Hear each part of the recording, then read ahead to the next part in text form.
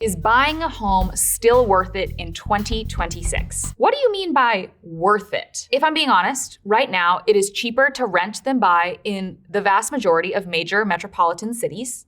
However, when you ask yourself, is it worth it? I want you to think about a couple things. One, how long do you plan to stay in that residence? If you are not planning to stay for longer than 5 to 7 years at a minimum, you should not be buying, because the frictional costs of buying a home, such as mortgage origination fees, paying for an inspection, the costs are very high. If you, however, are planning on putting down roots, you want to be there for a while, it may be a good idea. Keep in mind, when you're a renter, if something bad, terrible happens to you, your toilet starts leaking at 2 a.m., that is your landlord's problem. When you own the home, that is now your problem. When you are a renter, you don't pay property taxes. But when you own, you pay property taxes. However, when you own, the big pro is that you're building equity. But what I always say is buying real estate now doesn't have to look like what it looked like when our parents did it. I know multiple people now who rent their primary residence, but actually have investment properties that they then utilize as part-time vacation homes and might rent out the other part of the time. They want to be able to buy a little piece of this earth and